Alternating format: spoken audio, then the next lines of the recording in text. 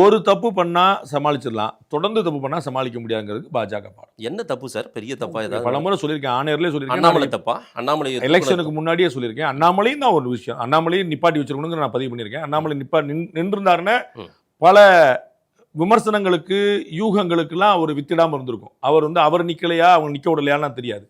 நிக்க விடலை அப்படின்னு எல்லாரும் நினைச்சிட்டாங்க. அவர் மாட்டேன்னு சொல்லி இருந்திருக்கலாம். உங்களுக்கு தெரியும், ஒரு குழுவில் அவர் உறுப்பினராக போட்டிருந்த போதே எங்க அப்பாவுக்கு டயாலிசிஸ் நடந்துக்கு நான் வரமாட்டேன்னு அவர் சொன்னார். அப்ப சீட் அவர் மாட்டேன்னாரா, அவங்க கொடுக்க மாட்டேன்னாங்களா நமக்கு தெரியாது. ஆனா அது பெரிய ஒரு வெளியில ஒரு இமேஜ் டேமேஜுக்கு உதவிச்சது. அண்ணாமலை இவங்க ஒட்டுமொத்தமா ஓரம் கட்டிட்டாங்கன்னு போயிருச்சு. அப்ப அண்ணாமலை நிற்க வலியுறுத்தி இருக்கணும்னு தலைமையை நான் சொல்ல வரேன். ஸோ அந்த ஃபேக்டர், சரியான தொகுதிகள் தேர்வின்மை, சரியான கேண்டிடேட் தேர்வின்மை, ஒழுங்கான ஸ்ட்ராட்டஜி பிராக்டிஸ் பண்ணாதது, 2025 ஏப்ரல் அலைன்ஸ் அமைஞ்சதுலேருந்தே அப்படியே கடக்குன்னு அப்படியே செட்டில் ஆகி நமக்கு அதிமுக கூட்டணி வந்துருச்சு, நம்ம வாழ்க்கையில் செட்டில் ஆகிட்டோம்னு முடிவு பண்ணது, இது எல்லாமே தொடர் தவறு.